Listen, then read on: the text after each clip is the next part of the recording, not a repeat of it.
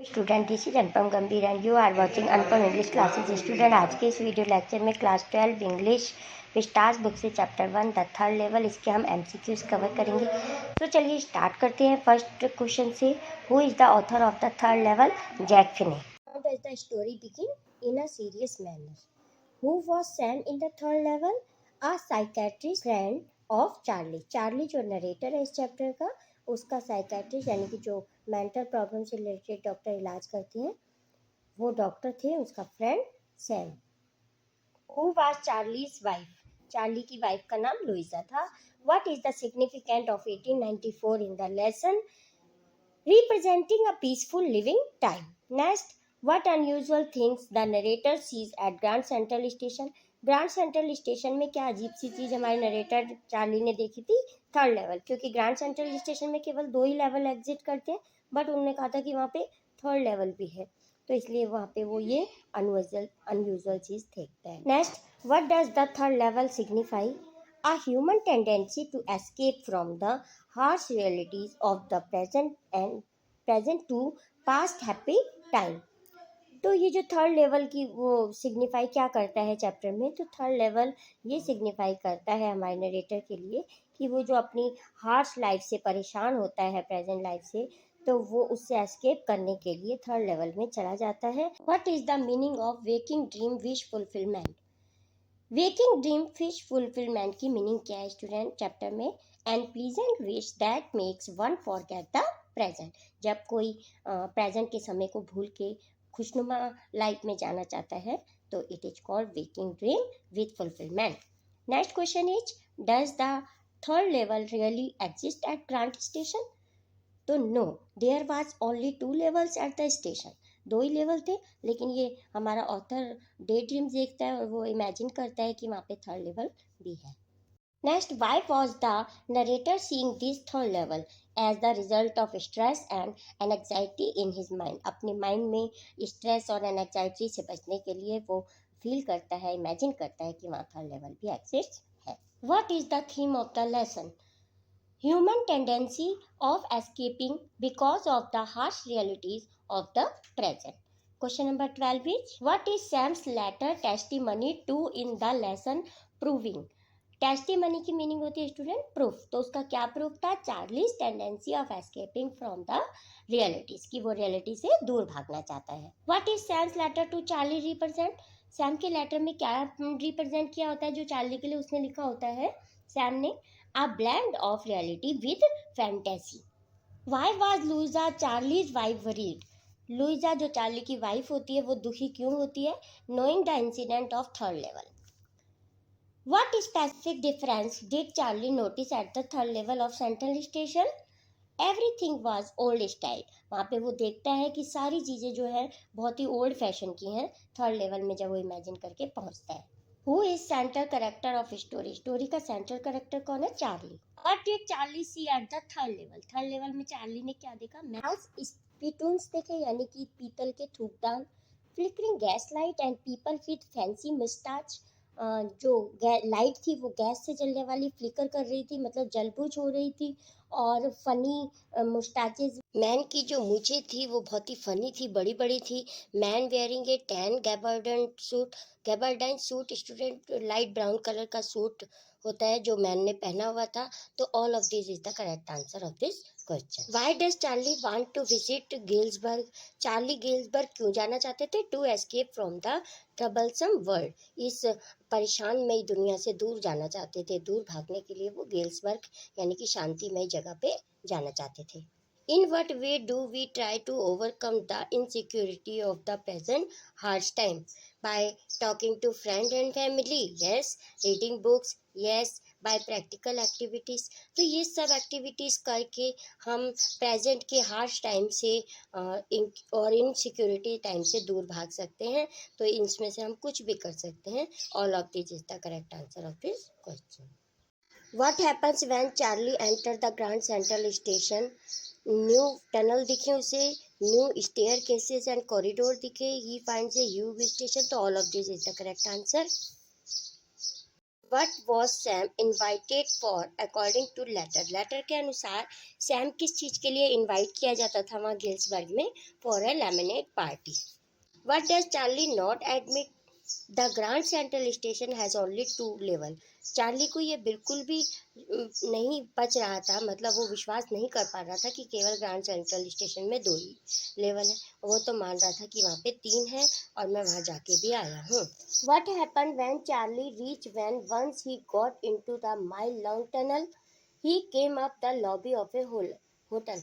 तो जब वो टनल में से वहाँ से लंबी टनल में से निकला तो कहाँ पहुँच गया था? एक होटल की लॉबी में. ऐसा हो सकता है कि किसी रेलवे स्टेशन के से निकल के दरवाजे से निकल के हम किसी होटल की लॉबी में पहुँच जाए? तो स्टूडेंट वो केवल इमेजिन कर रहा है यहाँ पे, इसीलिए कहा गया है. What convinced Charlie that he had reached the third level at Grand Central Station and not second level? तो यहाँ student beards and mustaches of 1894 की उसने बड़ी बड़ी दाढ़ी और मूछों वाले लोग देखे थे. गैस लाइट एंड ब्रास स्पिटूल्स देखे थे. न्यूज़पेपर विद डेट 11 जून 1894. तो ऑल ऑफ दिस, तो ये सारी चीज़ें उसने ग्रैंड सेंट्रल स्टेशन पे इमेजिन की थी. Why did Charlie visit Sam? To consult the incident of third level at Grand Central Station. Grand Central Station पे थर्ड लेवल के बारे में जानने के लिए जो हमारे चार्ली है नरेटर, वो अपने फ्रेंड सैम के पास गए. What does Charlie realize when he finds everyone wearing old-fashioned clothes? He reached the past. How does Charlie make sure that he has reached the past? He sees the date on the current newspaper. What is the information booth at the third level made of? Third level पे information booth किस चीज का बना हुआ था? Would. What did the letter state? Third level to exit and Charlie was advised to keep looking at this watching place. How did Charlie reach the third level? In his fantasy, he takes the subway or corridor faster than a bus. तो third level पे वो कैसे पहुंचा था? Subway के through. उनने सोचा कि मैं सबवे से जाके और ट्रेन पकड़ लूँगा जो कि बस से तेज चले. What is first day cover? क्या होता है? A new stamp gets postmark and date. जब न्यू स्टैम्प आती है पोस्ट ऑफिस में और इशू किया जाता है पहले ही दिन, तो वो फर्स्ट डे कवर कहलाता है. What does the psychiatrist explain to Charlie? That is was the result of stress and anxiety of his mind. तो चार्ली को बताया उसके फ्रेंड, जो तुम थर्ड लेवल का एक्सपीरियंस कर रहे हो ये केवल तुम्हारी इमेजिनेशन है, जो कि तुम इस वर्ल्ड से के स्ट्रेस से दूर भागना चाहते हो. When Charlie knows that he has slipped into the past, where does he want to go? To Galesburg, Illinois. वो इलिनॉइस के गेल्सबर्ग में जाना चाहता था. Next question number 37.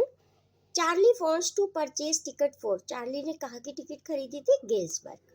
Next, whose signature were there on the letter. Letter पर किसके signature थे? Student ये मिस्टेक से टिक नहीं हुआ है आंसर, तो Sam is the correct answer of this question. Now question number 39. Why does the booking clerk there after to get Charlie arrested. वो चार्ली को क्यों अरेस्ट करने चाहता था? जो टिकट सेलर था. He thought that the note offered by Charlie were fake. उन्हें ये सोचा था कि जो चार्ली ने नोट दिए हैं, करेंसी दी है, वो fake. Now question number 40. When did Charlie live in Galesburg? In his childhood. Where was Charlie often lost from a subway faster than the bus at Grand Central Station? How does Charlie come to know that Sam Winner has slipped into the past from an old day postage? Charlie को कब पता चला कि उसका जो friend है Sam वो past में चला गया है?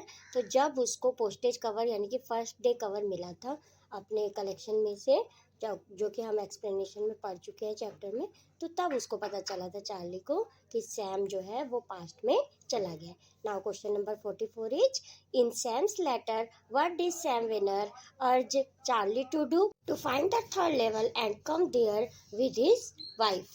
One of Charlie's friend disappear. What is in his name? Sam Winner. Who had sent that first day cover and when? First day cover किसने भेजा था, कब भेजा था? Sam, a psychiatrist friend in 1894. First day cover था वो Sam ने भेजा था चार्ली के फ्रेंड ने 1894 में, जो कि एक साइकेट्रिस्ट फ्रेंड था चार्ली का. नेक्स्ट है question number 47. In which year of past does Charlie want to go? Charlie कौन से ईयर में जाना चाहता था? 1894 के पीसफुल वर्ल्ड में जाना चाहता था चार्ली। नेक्स्ट है question number 48, why does Charlie buy old currency note?